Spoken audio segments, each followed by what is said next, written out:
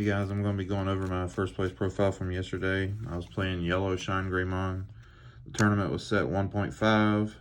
I'm not going to waste anybody's time. I'll just get straight into it. Played 4 of this egg. I felt like this one had the best inheritable for the way I was playing the deck. It's not really much to say. And then 1 of that because games do go along with this deck and you definitely need the 5th egg.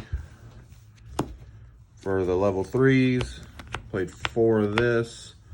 Has the best inheritable by far. No reason not to. I played 4 of this. The way I'm playing the deck, I want to use Kari as much as I can to manage my memory. I felt like this was the best way to do that. If you play against a slower control deck, this lets you on play add 1 card from your security stack to your hand and then draw a card. Played 4 of the Patamon with a good inheritable. When you drop their Digimon to 0 DP, you gain 1 memory. 2 vanilla and 2 vanilla. Most decks I play 6 of these with a 3/3 line, but this deck I felt like it was better to just have the good inheritables because I have the 2-cost TK to help manage memory early. The level 4s, play 4 blocker obviously. For whatever this is called, Gorillamon yellow. It's just 1 cost to evolve. 4 of this. You can cast it early game for 3. It's good low cost evolve. I'm just trying to be as efficient as I can with my memory. 4 of got mixed up. 4 ShineGreymon. This has by far the best when digivolving in the deck, and it has a great inheritable as well. We always want to see this card with a tamer. 3 of this guy. It's just an efficient level 2. We're just trying to climb to ShineGreymon. And then 1 of these, I just decided to tech 1 in just because of the Wind Digivolving. When you have 3 security or less, you trigger recovery +1. It's good if they rush you. For the 6s, for ShineGreymon.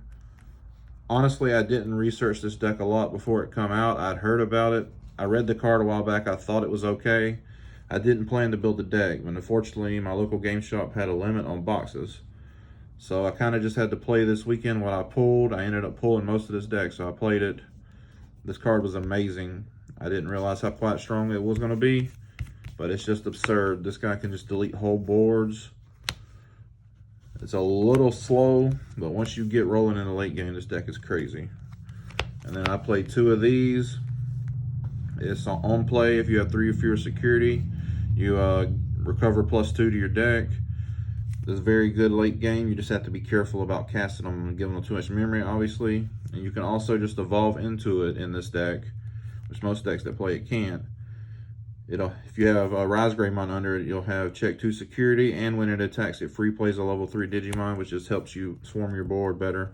Then you can just evolve a blocker over the level 3 to manage the game. For tamers, I played 4 and 4. Now most people are going to notice immediately I'm not playing the 4-cost TK. To be honest, when I first started testing the deck, I didn't have them because the ones I pulled from set 1, I ended up giving to my friend who was planning to build this deck. I never intended to play this, so I wasn't worried about it at the time. After testing, I realized I don't want to play too many tamers because that leaves you susceptible to bricking. You really only need 2 tamers to get decent value out of ShineGreymon. 3 or any more than that, it starts getting crazy. I feel like the decks that are playing like 11, 12 tamers are too greedy and just going for the win more. You don't need 8 tamers when you summon ShineGreymon to get value out of it. You just want your deck to be consistent. This one is amazing. If they try and rush you, it doesn't matter what they memory lock you at. It doesn't matter what they play. You're always gaining a memory once you get down to 3. And you combine it with a little Otmon that lets you self-awaken, basically, from DBS terms. You turn this on yourself even if they try and stall you out. We just play 4 of this one. It's good when they stack. It's obviously not, like, amazing, but it only costs 2. It's cheap. I've always tried to play this game managing my memory as efficiently as possible. I feel like that's the best way to go about it with most decks.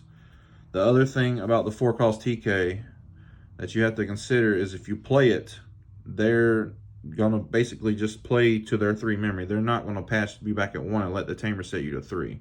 They're just going to use the 3. that seems fine because you're always starting with 3.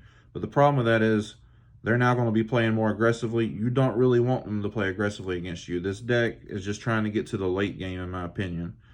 It's a little slow in the early game, but once you get to the late game, this deck is insane. So I don't really want them to be trying to use memory. I'd rather them keep blocking me at 1 or 2 and think they're doing the right thing, because that's better for my deck in the long run.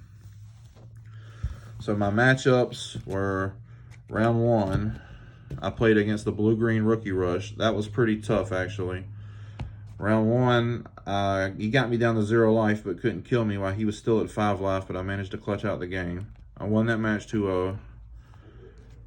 Round 2, I played against, I believe it was red ShineGreymon Blitzmon, red Omnimon Blitzmon. The deck was pretty strong. It was back and forth, but I managed to get that one out. Round 3, I got destroyed by the new blue-green Imperial Dramon deck. That deck just kind of swarmed me with the jammers that attacked twice. There wasn't a lot I could do about it. So I think it's probably going to be one of the harder matchups for the deck. Round 4. What was round 4? I played against another red deck. It was just more of a, what's his name? Phoenixmon Rush. He kind of break both games, so that wasn't too tough. And then the last round, I played against the mirror match. And I don't know if anybody's played the mirror match yet, but it's actually crazy, especially if you're both playing 4 Kari.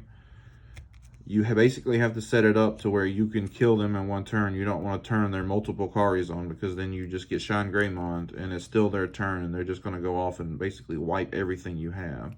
You have to be really careful. So you also have to be careful not being too passive and letting them set up a bunch of tamers and then they just ShineGreymon and wipe everything. It's very tough. Overall, this is probably my favorite deck to play in the game so far. It's more my play style. It's a slower control deck, but it's really rewarding once you get to the late game and you pretty much just have a ton of options. So if you have any questions or comments, feel free to leave them and I'll try and answer anything I didn't cover as best I can. See you later, guys.